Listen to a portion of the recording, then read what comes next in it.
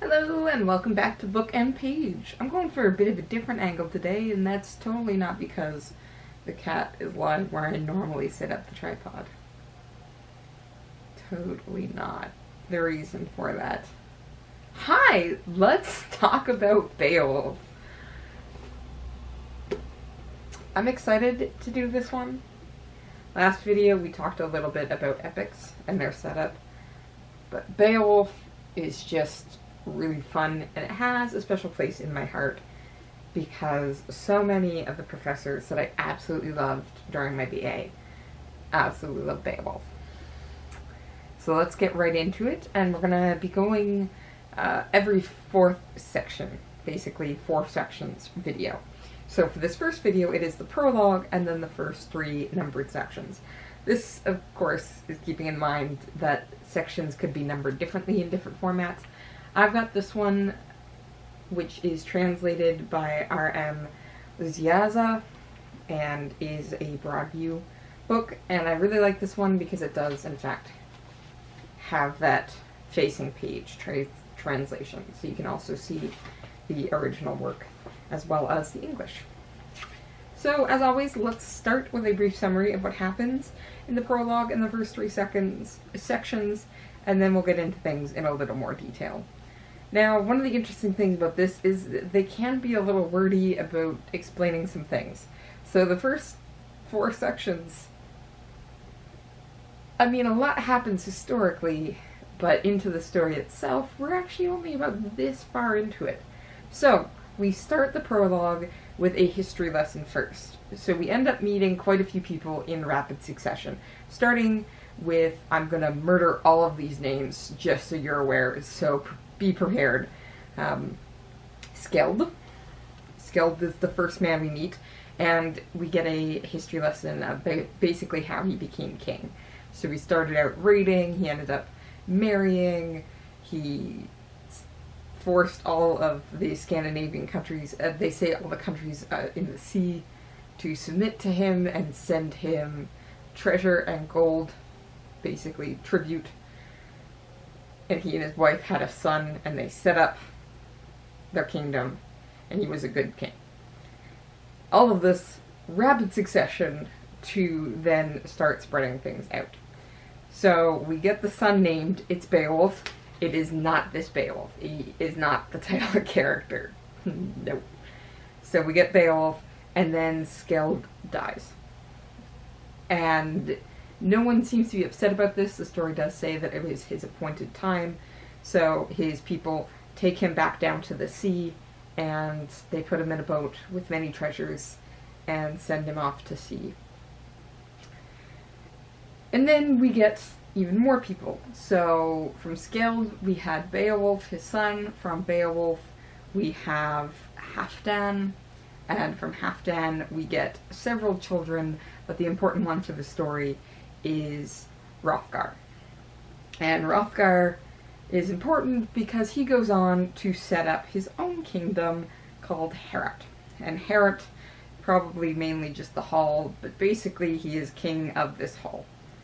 And it turns out that we haven't been seeing the history of the character Beowulf, which it's easy to fall into that, assuming that maybe Beowulf is a family name, which is why we have that first Beowulf shop. No, we're actually getting a history of the king and the community under attack. Because it turns out Heorot gets set up, all of the men there are happy and they're celebrating and they're singing the Song of Creation, and this angers a local, what the book describes as a demon. Many other people would say monster. I think we'll get into that a little later as we get a view of the different types of foes we're going to be meeting in this book. But his name is Grendel. And Grendel has been punished for the sin of Cain. So we can assume that Grendel had in fact a brother and killed him. He's also been punished along with the giants for trying to rise up against God. So Grendel's like twice cursed, and he hears the Song of Creation and it just wrecks him. So he heads off to Hrothgar's house and to Heorot and just starts wrecking things. How badly? Well, the first night he breaks in and kills 30 men. He then comes the next night and kills even more than that original 30. And we're told this goes on for 12 years. And suddenly Heorot is not this fabulous place that everybody loves, but this sort of dim and cold and mournful and attacked community. To which most of us would probably say, move away. But Hrothgar does not, his men do not. They are trying to deal with Grendel. But the problem seems to be is that they're worshipping pagan gods right now. So maybe Grendel's actually a punishment? It's not really clear, but the book does say that if they had worshipped the true god, this wouldn't have been a problem. Or he would have sent somebody to solve the problem. Thank goodness somebody's about to show up anyways. Because we get all this history, and then at the start of the third part, we have this weird switchover, where it says that, like, Hrothgar is under attack and he can't do anything, and then we switch to this unnamed hero heading out on the ocean to prove himself. And he's supported by his community. He's sent with 14 companions out. He's the nephew of the king. I don't know why they don't name him here first. We'll eventually get his name, but it is much later than this. So it's a little weird. So this unnamed hero and his companions head out and make land in Denmark, out front of Hrothgar's palace at Heorot. And one of the watchmen of Heorot sees the ship come in with these 15 men all in battle gear and goes down to challenge them. And we finish this section off with the guard shaking his spear and demanding to know from whence these men have come and whether or not they're a threat. So we sort of get into the story, but we've got a weird path that we kind of take with it, where we set up the history of the community first. And I absolutely love it. When I first studied it, it frustrated me beyond belief. Because with something like this, where you have the hero's name as the title of the story, you really want to know Beowulf. But ultimately, this sort of historic section coming through helps to set the stakes in some very interesting ways.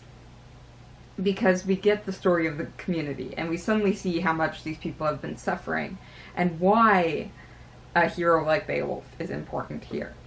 Because there are so many times where we can look at a story and just be like, if you hadn't been just so absolutely full of yourself, if you hadn't been the way you are, things could have been so different. And you see this across, like, Greek texts all the way into modern. Like, if you had just made different choices, if you hadn't been so proud, things could have been different. And it's exactly that. You kind of want Hrothgar to just move away. Like, just go. But the history sets up why he can't do that.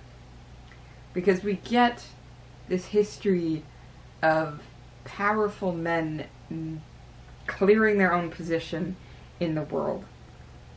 And what I find interesting is it's not really just men. There are some women mentioned. Very briefly. This is going to be a very man-centric story. There are some women mentioned as being powerful women who also help clear that space.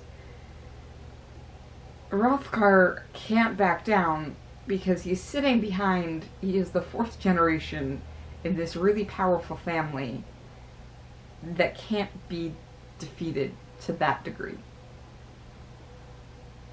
He's got a lot to live up to, starting from his great-grandfather, who was absolutely destitute, we're told, whose people literally threw him in a boat and sent him out to sea, probably because they too were destitute and couldn't take care of him. They had to be kind of like you go and figure out your own way. And he made himself a powerful king. And then Beowulf was a powerful king, and Halfdan was a powerful king, and Hrothgar has a lot to live up for. And having created himself a kingdom, has to dig in and handle it. Because what's happened here is a hint of what's happening in the future. Which is to say, we have a single person, Skald. We have a single person, Beowulf. We have a single person, Halfdan.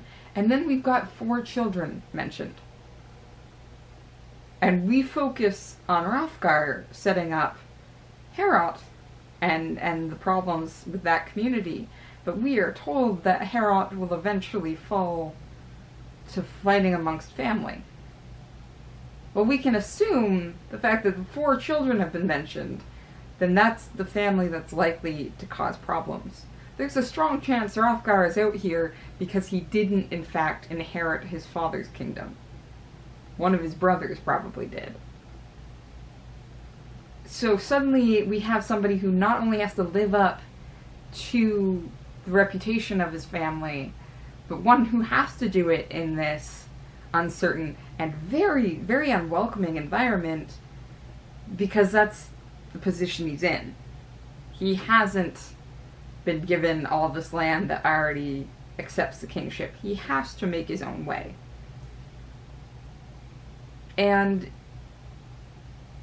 Grendel suddenly here is not just a bad monster, but he's also, well, the person who was here before. Like, the weird thing, and the deeply uncomfortable thing, I think, is that we are seeing a story about colonization. From the colonizer's perspective, where Hrothgar is in the right, and the person opposing him isn't really a person. And the entire story is set to this narrative. We don't get, at least in the original text, because there are definitely different interpretations of this, but we don't get in the original text the perspective from Grendel, whose home and space has been invaded. The original text is fully against Grendel, to the point where they give him, like, double curses against God. Like, he has been cursed for the sin of Cain, killing his brother, and the curse against the giants, who tried to overthrow heaven, and were cursed for that as well. So Grendel, without a doubt, is the bad guy here. When you look at the perspective of somebody who is coming into the situation from a great family who wants to make a great kingdom in a new realm. And you're just kind of like, well, is this gonna get worse? Yeah, I think it is, because eventually we're gonna find out Grendel is in fact not alone. He's not a singular being who is evil to the core and just popped out of nowhere. No, he has a mother. She's evil too, like the text again is like, Grendel's mother's super evil. But we're getting a family connection here that says there's more going on, and this family was kind of already here before the men came in. The other weird thing about this first section is how it can't really decide whether or not Hrothgar and his people are pagans or Christians. This text, for sure, is written from a Christian perspective looking back.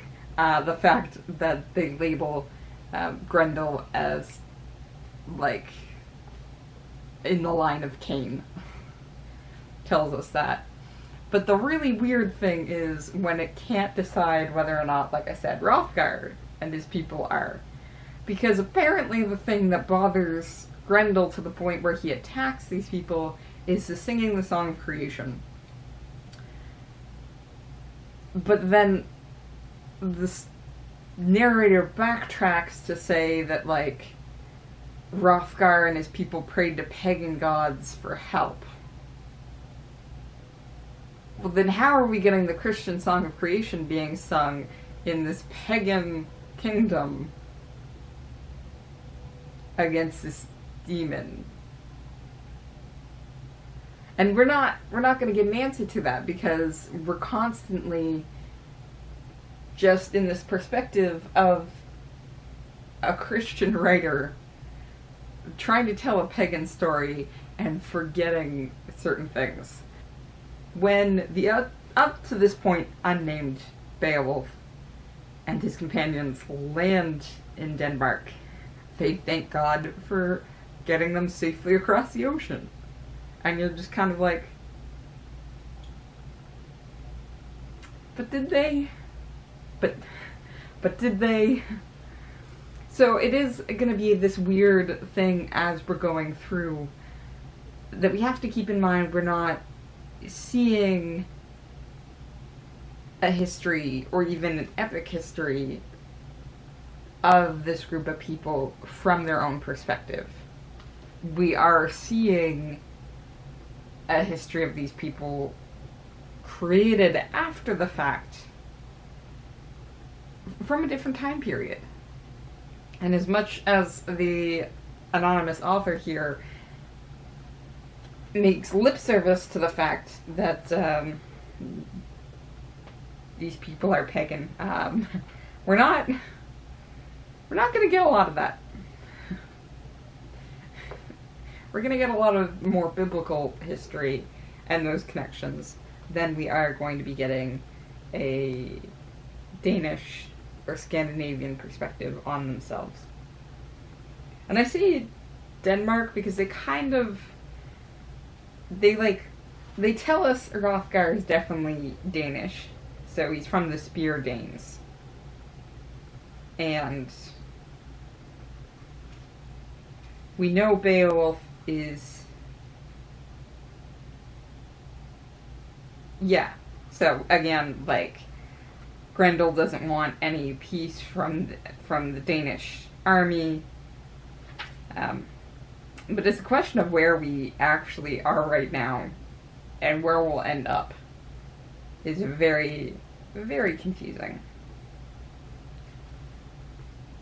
It's definitely someplace accessible by the ocean.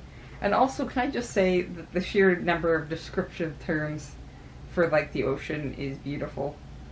So, like, the Swan's Way, Swan's Riding, the Gannet's Bath, the Whale Road, or the Whale Ride, all absolutely just beautiful descriptors. Couldn't just say ocean, but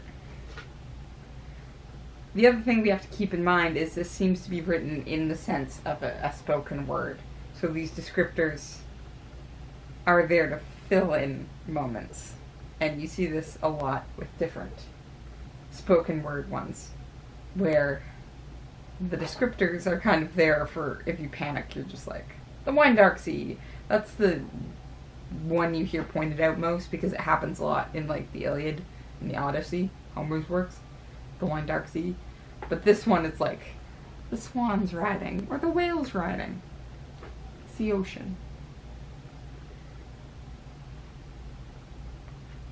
No, I'm excited. This is the type of story that it might be a little flowery in languages, but we're going to get a sense of some epic fights, I think. But we're also supposed to be taking from this what a good king is. That's why we start with Skeld. We don't start with the titular Beowulf, because Beowulf isn't there yet.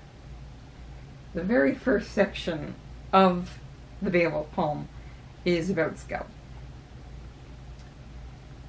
And this account is then supposed to, I think, serve as how we view the rest of the kings in this story.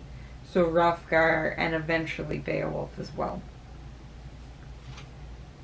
So let's see.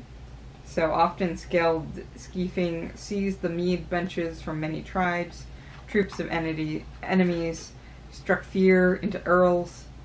Though he first found a wife and he awaited solace for that.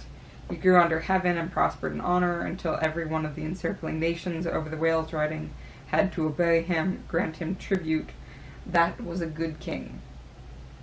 So this is really a different perspective than a modern one, right? Because this is a good king, obviously at war.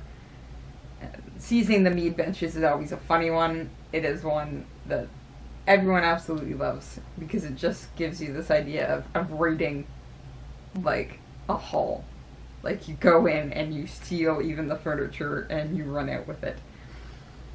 And reading a moment like this just brings back memories of a class I TA'd where we were trying to convince the professor that we should totally go into the classroom of another first-year class run by another professor who absolutely loved this and who I knew, and just steal their desks and run out and yell that we were seizing their mead benches. And that's kind of what it becomes, right? It becomes this really far away, almost nonsensical image. Almost this romanticized image of somebody setting up this prosperous kingdom. And just, that was a good king. That's all the description you need. That was a good king. Well, he probably wasn't considered a super good king from all the people he attacked. All the people who had their mead benches and tribute stolen from them. Do you understand what I mean? Like, we have this idea of this is a good king. But Hrothgar, again, is going into a different community, setting up his hall and basically saying, boom, I'm king now. And you're kind of like, So let's read a little further. So, the important thing to keep in mind, Skeld has gone to war. He's forced the local kingdoms to submit to him, but he's also he's married, he's found himself a wife, and awaited solstice for that, so he's awaiting a child being born. And a boy was later born to him, young in the courts, whom God sent as a solace to the people. So again, these people pray to pagan gods, but God's still coming in here. He saw their need and dire distress they had endured, lordless for such a long time. So basically, all of these people have actually been in distress because they haven't had a king. They've now got a king. We need to ensure the line of kingship. So we are almost getting this, like, God-chosen lineage feeling. The Lord of Life, wielder of glory, gave him worldly honor. Beowulf, the son of Skeld, was renowned for his fame spread wide in Scandinavian lands. Thus should a young man bring about good with pious gifts from his father's possessions, so that later in life loyal comrades will stand beside him when war comes. The people will support him with praiseworthy deeds. A man will prosper among any people. Again, this is a romanticized image, right? And this is one that all of these people are striving for. I think we'll eventually see Beowulf striving for this. We get this history lesson right at the beginning to give us an image of what's happening for the rest of the story. What Beowulf is striving for. Why is he fighting all these dangerous monsters? Well, he's striving to be this renowned man. With praiseworthy deeds, a man will prosper among any people. That's what Beowulf is striving for. All of this is to set up what we're going to watch happen in the story. And still, it's got that uncomfortable tinge to it. And what's really strange is I think we're going to see that hold out through the rest of the novel. I think when we hit Beowulf's end, a lot of us are going to feel uncomfortable with it. I'm super excited to talk about that because I know that one of my professors was almost struck speechless by a lesson in a tree. So let's finish off with that. We're gonna keep reading Beowulf, but some moments are just very, very strange. And I think that's true of this story as well. Beowulf landing in this community and being challenged is strange to us. So a good friend of mine, along with the professor that I TA'd for, but not at this point, went on a trip to England because they were studying Old English, which is what this is. This completely unrecognizable language. And they were visiting places in the stories that they were translating, and that include Beowulf. And they had a lesson on Beowulf where the professor settled them down in the shade of a tree. And then every single student climbed the tree. And she suddenly had this lesson where she couldn't see any of her students, and she was just speaking to the voices that spoke out from the tree. And somehow, in this moment of strangeness, there were many realizations about this book. Who is Beowulf? We've barely met him yet. We don't even have a name for him. But he will set up this story. But somehow, it is actually Skull that set up the story. But somehow, it's this narrator far removed from even the religion of the story, whose first word is listen.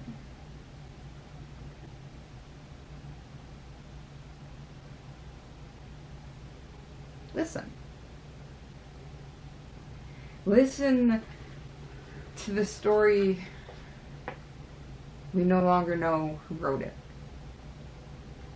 Listen to Beowulf as he identifies himself.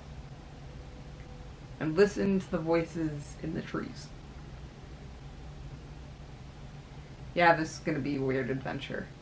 I'm going to keep reading, and I hope you do too. See you next time.